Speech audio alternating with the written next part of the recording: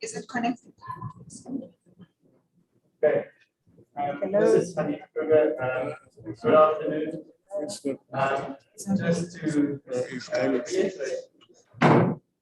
the point that was made just now,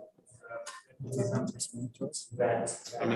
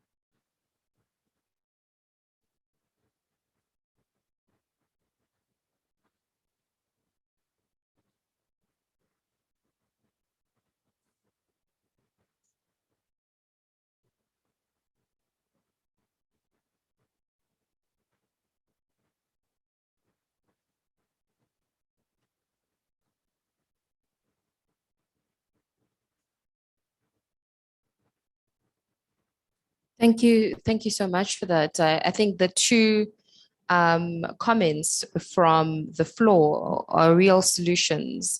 And I think a lot of the times we're not actually jumping to those solutions or implementing it. And I think that speaks to a bigger problem. That speaks to a bigger societal problem. Do we have any more questions on the floor? We've got one on the back left.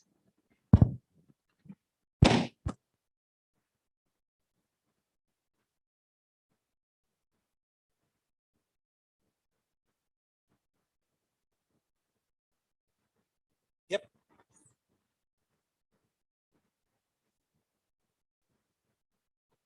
Yeah, I can hear you.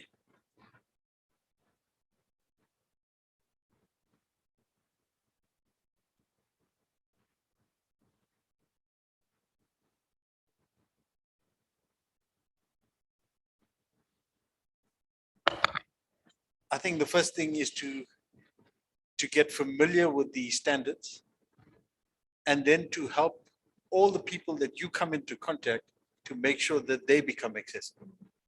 Because once you show people, what to do, you're going to find that a lot more people will start buying into it. The problem is that people are trained and they're shown what to do from courses, but the issue here is they're not taught about accessibility and other technologies that people use to access websites and various internet solutions. And all those standards are there. They're out on the web, and you can find it at the W3C W3 consortium. There's what is called WebAIM. You can have a look at that. And there's also the W8G 2.1 standard, which you can actually look at, which is the World Wide Web accessibility guidelines. Thank you so much for that. Do we have any more questions on the floor? So I think quite recently, just speaking to what you just said about the W3C and the website standards, quite recently the ICASA Consumer Advisory Panel went around to do desktop research to see which authorities, independent communications authorities, actually have those standards in place, as we know, they would be going to the international to the ITU and having those conversations and having those policy considerations vied for. And I think every single person sitting in this room, I would even say 90%, understands, and I think does have the passion, the fact that we're sitting here to want to make a change. However, it speaks to what you're saying. Do we understand? Have we embedded ourselves and put ourselves in the feet, or in the shoes rather, of someone who's living with disabilities, the lived out experience? Ms. Dube, I don't know if you would like to just jump in there. How do we get involved? How do we actually say we want to live a day in the lives to understand how we co-create solutions? Because I think this is a concerted effort. It can't be done with a us versus them approach. How do we get involved, at least with your organization?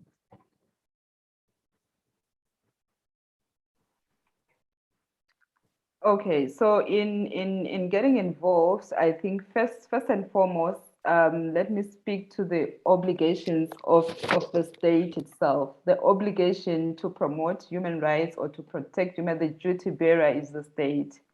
And the state has to create a condition or create a conducive environment for the protection and promotion of human rights. So that's just a general statement on the promotion and protection of human rights and the responsibility of the state. And in ensuring the participation, it's just being intentional about it as an organization. To say, let it start with us as an organization. Like, as an organization, how are we going to be inclusive when it comes to persons with disabilities? When we have, if it's a working environment, are you going to be intentional about also including employment of persons with disabilities within the organization, and actually making sure that you have an environment that is conducive for them to thrive in that environment? And if it's a learning institution, also ensuring that you are not excluding learners with disabilities, but if you are going to include them, and also create conditions that are going to make it possible for learners with disabilities to also actively participate in the learning environment. But also we need that regulatory framework at national level, because that will be very important, especially when it speaks to some of the specific issues, such as the procurement of actually assistive devices that persons with disabilities need. As institutions, we can be intentional about inclusion of persons with disabilities, but if our national procurement measures are not inclusive enough, that will also be a very big problem. Absolutely. Thank you so much for that. I think it would be remiss of us to not understand the role of government, specifically looking at the role of creating an enabling environment to exactly what you spoke about, and also looking at issues of affirmative action. Are we allowing ourselves as a country to leapfrog in an inclusive manner by pushing and rallying for the inclusion of people with disabilities to create solutions for themselves? I think when we began this session, we spoke about coded bias. We spoke about, building with these embedded vulnerabilities or embedded gaps within how we create solutions. And the narrative is generally around race, gender inclusion, but it's almost like the conversation around disabilities is just watered down. I know that we've got one more question on the floor, and we'll do that and we'll conclude shortly. And unfortunately, ESCOM did come and shake up our party quite a bit. But let's have our last question. I see the lights are going off again. Let's do it before we please go ahead, sir. All right. Again, Hani from the South African National Council for the Blind. So very important what was mentioned. Oops. Hani, I think mine is working better, so I'm coming to you. There we go. Let's do that. Okay. All right. So no problem. Thank you. There's a lot of commitment being spoken about. I know the universal service obligations, for example, that was supposed to address the connectivity of rural schools has only been adhered to by 2 of our operators. That is really tragic and sad. And we can sit here and again, talk about these things. It's admirable, but private sector, public sector, all of us, every single one of us need to get moving and to look at not only the legal side of things, but also to look at like we talk about employment, look at the benefit that we have if we have a variety of people within an organization, people from different cultures, different backgrounds, different disabilities or abilities. And, companies thrive on that. If you do a quick search on the International Labour Organization's findings on the absolute benefit, long-term and short-term, to allow for an environment that is fully inclusive, that benefits the organization in the long term. Customers also nowadays look at, who they are buying from. They look at the morals and ethics of companies and how they do business. But just to come back to what I want to get across, there's, assistive technology might be very